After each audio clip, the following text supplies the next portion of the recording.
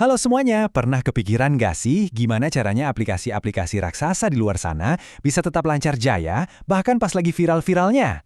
Nah, jawabannya seringkali ada di teknologi yang satu ini, Amazon Elastic Container Service, atau biasa kita sebut ECS. Yuk kita kupas tuntas cara kerjanya. Coba bayangin deh, aplikasi yang udah kamu bangun berbulan-bulan, tiba-tiba boom, meledak viral jutaan orang pakai.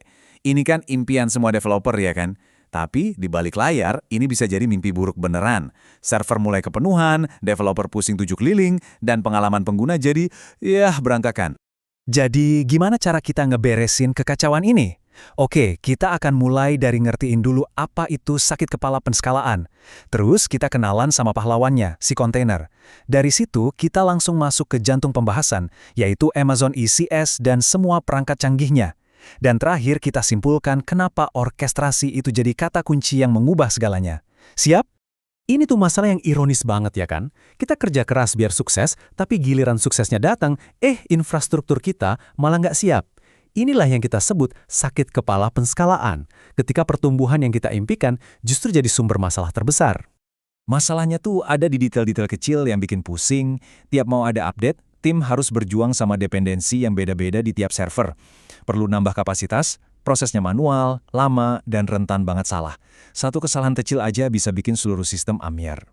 Nah, untungnya para jenius di dunia teknologi nemuin solusi yang cerdas banget buat masalah bungkus-membungkus ini. Solusinya, kontainer. Yuk kita lihat gimana benda ini mengubah permainan. Anggap aja kontainer itu kayak koper serbaguna buat aplikasi kita.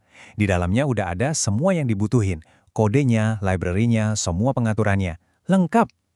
Koper ini dibuat dari sebuah cetakan yang namanya image. Artinya, setiap koper yang kita buat bakal sama persis, jadi dijamin konsisten dimanapun kita buka. Hasilnya, wah beda banget, kayak langit dan bumi. Alasan klasik para developer, tapi di laptop saya jalan kok.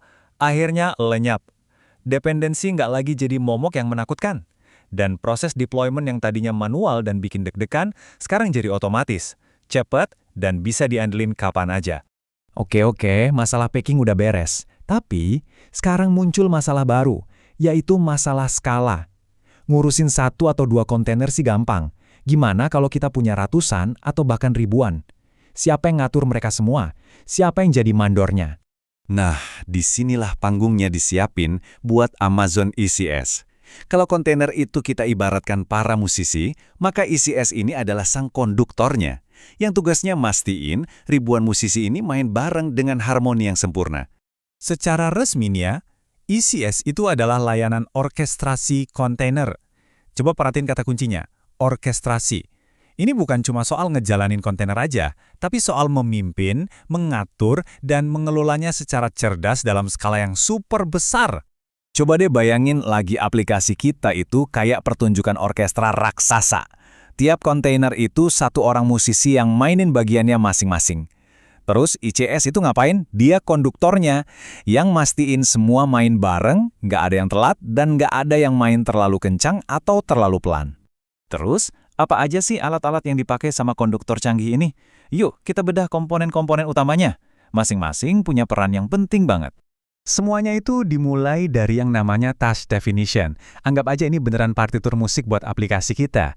Disinilah kita tulis semua instruksinya. Kontainer mana yang main, pakai image Docker yang mana, butuh CPU sama memori berapa banyak, semuanya tertulis lengkap di sini. Nah, kalau task definition itu partiturnya. Task itu yang musisinya, pas lagi main di atas panggung. Ini adalah satu unit aplikasi kita yang lagi jalan, hidup, dan kerja sesuai instruksi dari partitur tadi. Selanjutnya, ada service. Anggap dia ini manajer tiap seksi di orkestra. Misalnya manajer pemain biola. Tugasnya simple tapi krusial. Mastiin jumlah musisi yang kita mau itu selalu ada dan sehat. Misalnya kita bilang, butuh 10 tas jalan terus. Nah, service ini yang bakal jagain. Kalau ada satu tas yang sakit atau gagal, service langsung cariin penggantinya. Otomatis, tanpa kita perlu turun tangan. Dan semua pertunjukan ini terjadinya di dalam sebuah klaster. Inilah panggungnya, gedungnya, tempat semua musisi kita beraksi. Klaster ini pada dasarnya adalah kumpulan sumber daya komputasi di mana semua tasks kita bakal dijalankan. Nah, yang keren dari ECS, kita dikasih dua pilihan gaya buat panggungnya. Pertama, ada Fargate. Di sini, AWS yang jadi manajer panggungnya. Kita nggak perlu pusing mikirin server sama sekali, ini namanya pendekatan serverless. Kita tinggal fokus ke kode. Pilihan kedua, ada EC2. Nah, kalau ini, kita yang jadi bosnya. Kita yang pegang kendali penuh atas servernya. Kita yang pilih mesinnya, konfigurasinya, semuanya. Ini cocok kalau aplikasi kita butuh spek dewa atau punya aturan keamanan yang ketat.